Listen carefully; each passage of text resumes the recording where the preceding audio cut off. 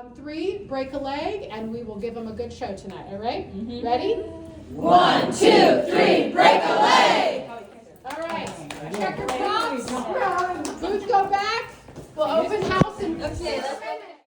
I'm Dr. Megan Westhoff, and I'm the Director of Theater and an Assistant Professor here at Pittsburgh State University. From my perspective, the director is powerful in a lot of ways, but I want students who are going to go into directing to know that the director is not God. Director is not the end-all be-all, doesn't have all the great ideas, because you have to be open to the other people in the collaboration. And I love when people take ownership, like Kinsey doing makeup, and say, I want to do this, let's try this. And does this work? Does this not work? How does it look? How does it look under the lighting?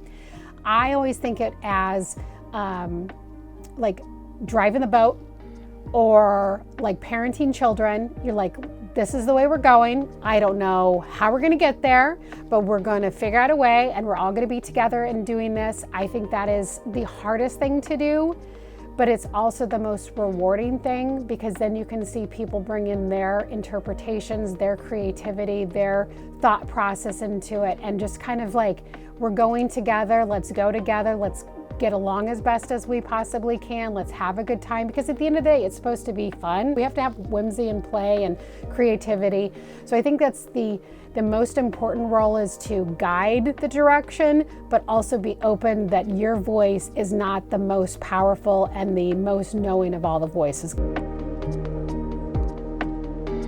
So what first drew me to this story is I remember reading it as a kid. I don't really remember when I first knew the story, but it was always kind of in the back of my mind as a meaningful and important and valuable story that I think speaks to all generations at all times and all places. And it's been on kind of my short list of plays to direct for a while, and felt like this was the right time to do it.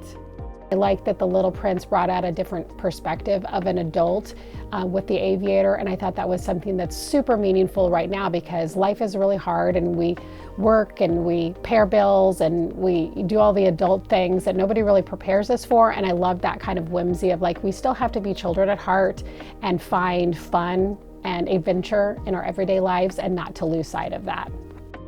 The themes that are very central to the story are something that are timeless and ageless, but sometimes the themes start to kind of bubble to the surface, and we don't really think about those as important themes until we're in the rehearsal room, or till we're kind of conceptualizing a design. So like the loneliness theme wasn't as prominent in the beginning, but then we started to talk about how all of us experience loneliness. Like, you just walk around the world and all these people are lonely, and we're all lonely together. So that was not something that was originally an important theme, but like through the conversations of it, it started to become much more important. And also the interpretation of it, which is, I love stories that can speak to audiences where they are, whether it's a little kid or it's an adult, and it's something that can capture and engage audiences where they are, rather than it's a story for children that adults are bored by, or it's over kids' heads and it's only for adults. So my vision for this, like from a director's point of view, like stylistically, one of the things that it's a collaborative process, because what I come in with the vision is sometimes altered with the other practitioners. So one of the things that I came in with was the idea that I wanted it to be through the perspective of a child. So the idea that children, when they're little, like physically little, and also new to the world, they see things out of proportion, and adults are really much bigger than they even think of as like an adult size would be. Staying true to the story was something that was important to me, because I think you always have to honor the work that comes before and honor the writer, and doing all of the background research about the story of Antoine de Saint-Exupéry was very important for me, because you have to honor the work that has been valuable since 1943 and is still valuable to this day. So we always wanted to go back to the original illustrations and honor those, and have points of those, but then how do we bring this to an audience in 2025? I got an original version of the book from 1943, and so we'd always pull open the book and say, okay, what does this look like? What are the colors that are used? What is the proportion or the perspective that's used with each of the characters? And sometimes there were elements that we had to add to it. For example, the section that talks about the rose and talks about the seedling. There's no seedling in the book, so we had to kind of imagine what the smaller version of the rose would be from our own kind of imagination and creativity.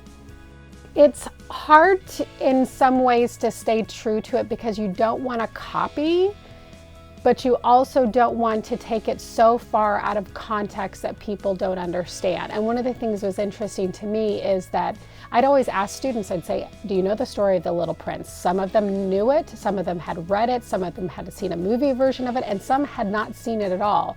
So I didn't want, for audiences who were familiar with the story, for us to completely redesign like the Little Prince's iconic costume. But I wanted it to be something that was reminiscent of the original, but how do we bring it and kind of twist it in a little ways. The visual aspect of creating the sets, the lights, the costumes, and all of those visual spectacle elements are always a challenge, but I'm very thankful that we have a good collaboration with our set designer, Lyndon Little, and our costume designer, Lisa Conteros, and we work and we have a kind of shorthand. Now we've worked together for so many years that we kind of get different things. And my favorite thing is figuring out those creative challenges. And so one of the things that we talked about, and when we have our first kind of design conceptualization meetings, I just give them a script, I kind of have a viewpoint of what I want to do, and then I let them kind of read it, interpret it, and then we come and we discuss how are we going to do that. And so starting with like the setting aspect of it, Lyndon wanted to make a very clear distinction for where the aviator is, and like he has his own location on the stage. And then the idea of the planet, and the planet being a visual representation of not only the Little Prince's planet, but also all the other planets that they move to. And then it wasn't for a couple of weeks that we started talking about the balls representing different planets. And then again, we started going with the size and proportion element of like really things that are really big or really small. And then there's always the budget discussion of how do we do this on a budget, but also how do we incorporate students into the process. So it's all this kind of big puzzle thing that I just really enjoy doing to figure out all of the kind of creative thinking of how to deal with the challenges. As far as costumes are concerned, I told her, I said, I want to think in proportion, like things that are very long, very lean, very short, very squatty, are things that just don't mesh with your kind of viewpoint as a human being. So we kind of go through different iterations of discussions of what would work and what wouldn't work. And we also have to push ourselves, but also have to know when to pull ourselves back, because sometimes budget allows, or time, like we don't have enough time, so we have to make concessions as far as how to make the choices to make everything connect as much as possible. When it comes to casting, it's hard to describe how the process works. It's such an intuitive process, and sometimes when you're reading a script, you give voices to those characters. And sometimes when you're in the audition room, somebody fits with that voice that's in your head. I know that sounds very strange, but it's like, oh, there they are, they're right there. And sometimes I will tell you, like when Sydney came out, I was like, Little Prince right there. But it was not the voice in my head, it was not the body type in my head. It was nothing that I'm never stuck on, but it's something where it's like I need enough of an intuition and a gut feeling about who's the right person to play the role. But when Sydney did the first, I was like, there we go. And then with Keller, where sometimes the insider knowledge is an interesting thing with casting. He has, he's had experience and he has wisdom now, and he's had heartbreak in his life, and sometimes you need that for characters that are seen as very stereotypical or like two-dimensional, where the aviator could be played very stodgy and overly serious. There had to be some element to heart and depth to him. And so when Keller was reading that, I was like, okay, I know he can do this. As a director, I don't want to superimpose every creative decision on the actor's process, because I believe wholeheartedly that the actor has to come to the process with their own interpretation or own background or understanding about a character, especially with iconic characters. And as I said, some of the actors had known the story before, others had not known it at all. So I didn't want to impede their process in any way. But we started off with character discussions, and I think in a lot of ways it really helped them, because we started talking about, like, you know, how do you connect with this character? What is their background? Where did they come from? Where did they, you know, they don't just show up in this environment, in this world. So how are they influenced? And so at the end of the day, I want them to be fully involved in the creation of their character. And that is an important relationship director-actor approach that I believe that facilitates more of a buy-in for actors, especially when you're working with college-age students and they've got such a busy life and work and school and their everyday life, that I want them to buy into it, to be like, how do I inhabit this character who's more than just a page in a storybook? And so I think that's important for them to have ownership in how to create those relationships, and also how to create the relationships off stage, because you have to be able to trust the actors with you. It's not like you just come and do your lines and your role and it doesn't really matter. Like, you have to own that and you have to trust your other fellow actors. So I always want to step back enough that they create those relationships with each other off stage so they can trust each other.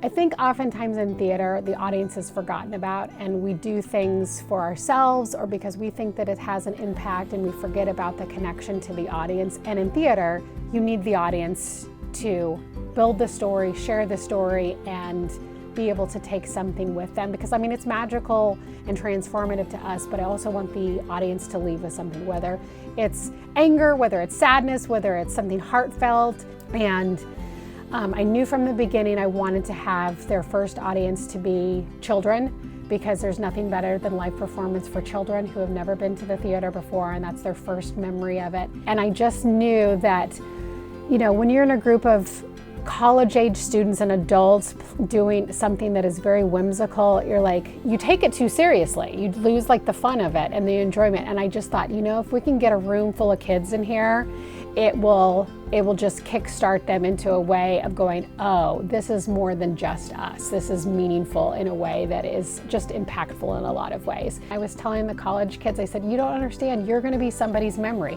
They may not remember your name, they may not remember, you know, the name of the play, but they will remember something about you, and it's gonna be something that they will take with them forever. That's what it's about. Like, that's the most meaningful thing to me. It's like the full circle moment of performance.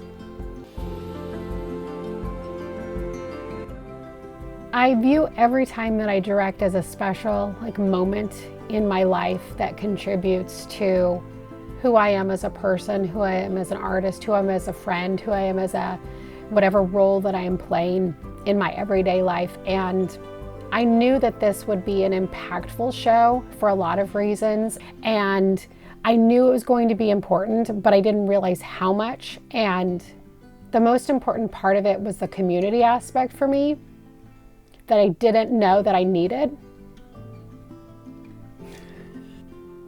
The community of people who create is like no other community in the world, and you can maybe not get along with those people, but then when you're in the room creating something, a story that you're bringing to life for an audience, there's just nothing more empowering, nothing more moving, nothing more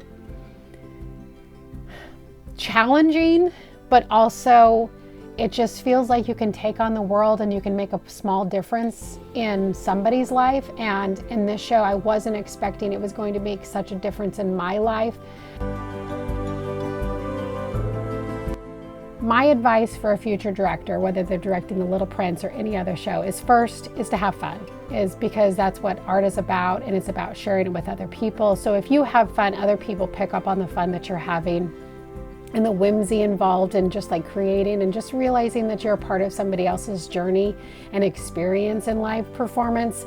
And I think more people need to do the show because I think this is an important message and it needs to be shared with people. And I love that it is so open to interpretation, because after we started, we saw all of these wild interpretations, some of them great, some of them a little bit, interesting choices that they made.